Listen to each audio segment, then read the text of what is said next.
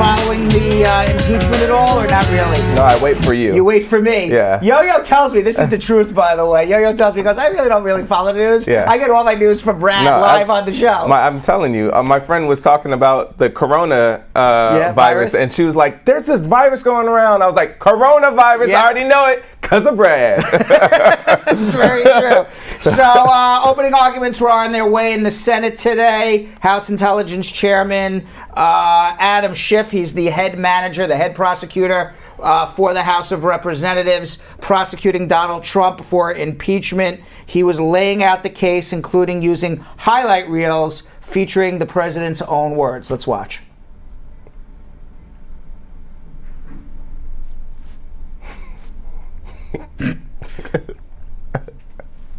Donald J. Trump, the 45th President of the United States, has acted precisely as Hamilton and his contemporaries feared. Yes, so he has invoked Alexander Hamilton. He has asked everybody to go see the Broadway show. Basically. We have another one. Let's watch. Let's hear the president's own words. Then I have an Article 2 where I have the right to do whatever I want as president. Well, we're fighting all the subpoenas. So basically what they did, we had the videos backwards. I always thought that the first one was going to be and then the Hamilton after. But what they did, what Schiff did was, he's really laying it out for the American people. He knows the Senate is not going to impeach Donald Trump. Right. But what he's doing is he's laying out all of the sound bites and the video for the American people to watch over and over and over again. The video of Trump saying, hey, Russia, release the emails. Saying, hey, I could, shoot somebody going down Fifth Avenue and nobody would impeach me. The video of it was a perfect call. The video of Mike Mulvaney, who was the chief of staff, saying, yeah, Donald Trump was bribing the president, so what? And it goes back to what I was saying yesterday, which is the Democrats are saying you don't have to have a criminal penal code violation to be impeached as the president of the United States, and the Republicans are saying unless he commits a crime under the U.S. penal code, Donald Trump can do whatever he wants. He's the executive, he's the all-powerful president. So there is nothing under the U.S. penal code that says abuse of power by a president is a crime. You don't go to jail for it. Right. Now, Gerald Nadler, who's also one of the managers, he came out today and he laid out the arguments why it is still impeachable despite the fact that it is not a criminal code violation. Right. It's not a penal code violation of the U.S. Code under federal criminal statutes. And what he said, and he laid out for one straight hour. And what he said was basically, it is a crime against the Constitution. It is a breach of the public trust. Right. And you cannot have a president of the United States violate the laws and try to rig an election and try to cheat in an election and then say that's okay, he's allowed to do it because he's the president of the United States of America. Exactly. And he actually even laid out in a video one of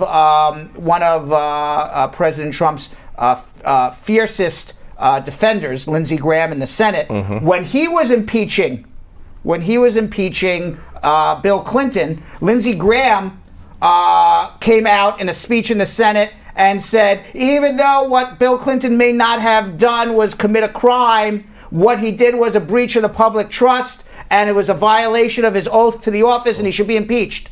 But now that the shoe's on the other hand, they say no. They're like, no. No.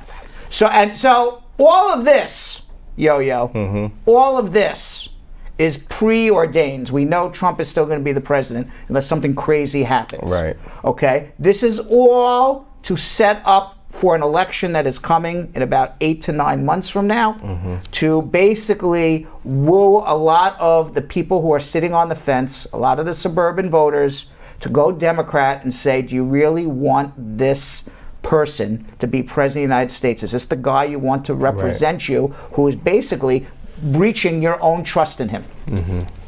And that's kind of where we're at right now. Meanwhile, Donald Trump, he's in Davos, and something fell, but whatever it fell, we'll figure it out later. Donald Trump is in Davos, and he said that Mark Zuckerberg, he thinks is going to run for president one day. That's wild. Yeah, he says of the concept Mark Zuckerberg for president, that wouldn't be too frightening. Now, Trump also was marveling at the brilliance of Elon Musk. Oh yeah. You know who Elon Musk is? Yes. He's the guy who started Tesla, and he has the rocket company. Right. So what he said about... Isn't he from like South Africa or something like that? He's from South Africa, right? But he's now an American citizen. Right. Trump complimented his genius. Yes. And then he complimented Elon Musk's genius. And he says, you got to give him credit. I spoke to him very recently, and he's also doing this rocket thing. This is how Trump talks. Yeah. And he does good at rockets too, by the way. I never saw where the engines come down with no wings, no anything, and they're just landing. This is how Trump talks. I mean, he like sounds like a 5-year-old kid. Yeah. Right. Meanwhile, the funniest comment that came out of Davos with Donald Trump is he goes, we need, when he's talking about all these entrepreneurs, Mark Zuckerberg may run for president, Elon Musk may run, as a genius, and he has rockets without wings, and that's a genius thing, and we got to protect them. And then he says this, which was the funniest thing that made me laugh. He says, we got to protect Thomas Edison, and we got to protect all these people, that came up with the light bulb and the wheel. What? Thomas Edison did not come up with the wheel. The wheel was invented 5,500 years ago by the Mesopotamians, like right after the cavemen. It was like one of the first inventions ever. But we got to protect those people, Mesopotamians. But we got to protect them as well. It gives me a headache. We have video. Let's watch. We have to protect our genius. We have to protect Thomas Edison, and we have to protect all of these people that came up with originally the light bulb and the wheel. He thinks the wheel was invented in America, Jonathan. So this Wuhan clan virus. Oh God! I'm calling it the Wuhan clan virus, but that wasn't that like a music band? Wu-Tang. That Wuhan. So any of that, either way. I was like, is he trying to say Wu-Tang? I think I was. Staten Island. So the coronavirus outbreak. Yeah, oof. The coronavirus. There's 17 people are now dead in China.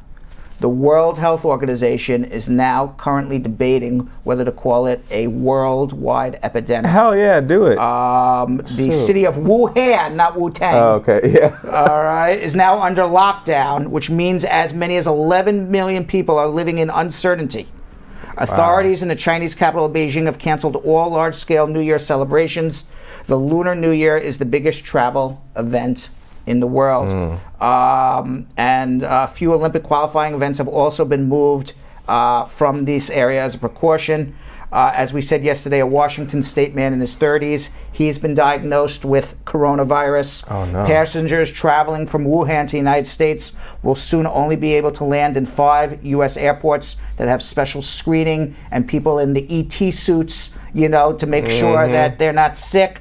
But I'm going to tell you something. I would not want to be on the airplane. Heck no. Right, with any of those people. I wouldn't Because if either. you're on that airplane and one person's sick, got everybody's it. sick. Yeah. Can you imagine if you're the pilot or you're like the stewardess on that plane? No, I can't You'd be like, I quit. It. Yeah. I quit. Yeah, that's heck. Now, there's no way. Now they say that there's evidence that's showing that more distant contact could spread the virus, such as if a sick person were to sneeze or cough near somebody's face. So I mean, it's not necessarily by touching other people. That's even worse. And this coronavirus, they say, is very closely related to the SARS. Remember the SARS outbreak, and people were freaking out. And the other one, and what was it? MERS, MERS, also. What else is happening? Now, the UN has called for an investigation. Did you hear this? The UN has called for an investigation after the Saudi crown prince implicated in the hack of Jeff Bezos' phone. I don't understand what's up with that. Why was he doing that? United Nations experts released a statement saying that they are gravely concerned by information they've received, suggesting a WhatsApp account belonging to Saudi crown prince Mohammed bin Salman was used to deliver spyware to the mobile phone of Amazon CEO Jeff Bezos. What? Now, this WhatsApp, they promote it as it's unhackable.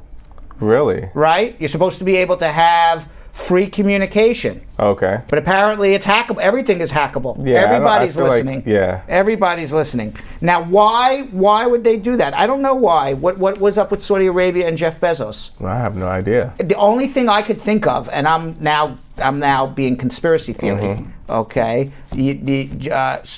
Saudi Arabia wants the United States on their side, especially Donald Trump, especially after especially. I don't need to guess. I'm going to guess anyway. Wow, I'm getting yelled at. Now, I was right, Jill. I said, I bet you it's about Khashoggi. Right. And he was working as a columnist for the Washington Post. I was about to say it. And he was working as a newspaper writer for a newspaper owned by Bezos. He owns the Washington Post. So Khashoggi was a dissident who had been critical of the Saudi government. The Saudi government killed the writer, this journalist, in the Turkish embassy. And Jeff Bezos is the owner of the Washington Post. Donald Trump and Jeff Bezos are enemies. They're enemies, right. And Saudi Arabia is trying to kiss up to Donald Trump. Ooh. So there's a lot going on there.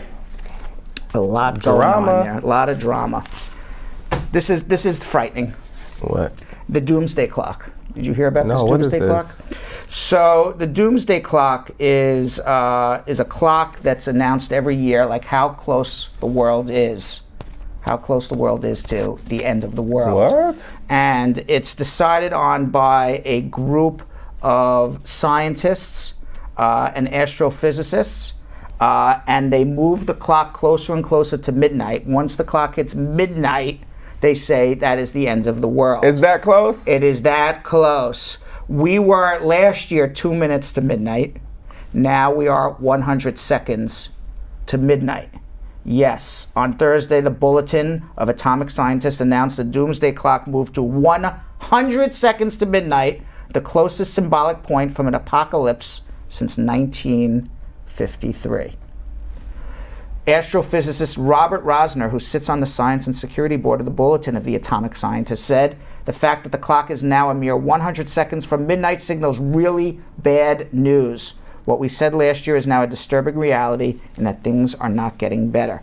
So, what do they cite that we're getting closer to doomsday? Right. What do they cite? The Iran nuclear deal, the reemergence of North Korea's nuclear capabilities, the continued build-out of weapons from the United States, Russia, and China. Lord so this have mercy. doomsday is basically nuclear annihilation. Right. In some, the situation is extremely dangerous and demands an emergency response. Sivan Kartha, a senior scientist at the Stockholm Environment Institute, noted that time is running out for the planet to get emissions goals also set for the 2015 Paris Climate Agreement. That's kind of scary because I just had a dream. What was your dream?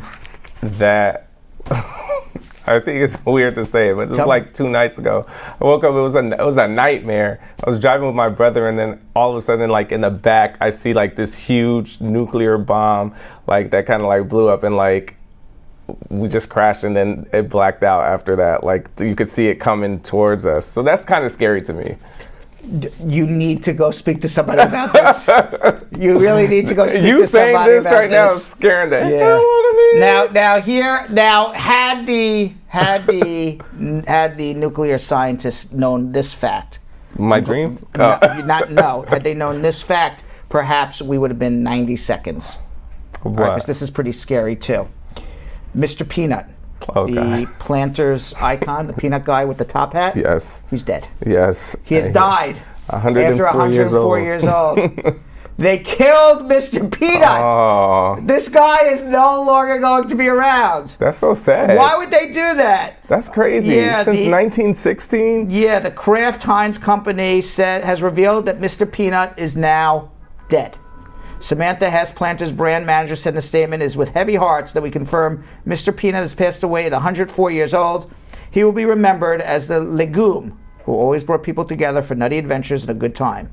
It turns out that the Peanut's untimely demise occurred following a horrible car accident with his friends Wesley Snipes and Matt Walsh." Like, what? Yeah. How did Wesley Snipes get involved in this? He was in the car with Mr. Peanut. Oh my God. The whole commercial. So apparently, what happened was that the three men were taking a road trip. Just Mr. Peanut, That's Wesley it, you Snipes, see? right? And what happened was an armadillo caused the Nutmobile to swerve off a cliff. The three travelers ended up hanging from a small branch. And in a final act of heroism, Mr. Peanut purposely fell to his death in order to save Wesley Snipes and Walsh. Oh, that's sad. I think that Mr. Peanut will eventually be coming back at some point. Really? I think so. Ah, that I makes don't know sense. why. I think they'll find him survive down at the bottom or something. No, the bus or the Nutmobile like blew up. Yeah, but he fell off. He fell on top of the Nutmobile, Oh, and it then they it blew up. the Nutmobile? Yeah. Oh, so he's really no, gone. yeah, he's like roasted peanuts. He's a roasted peanut now.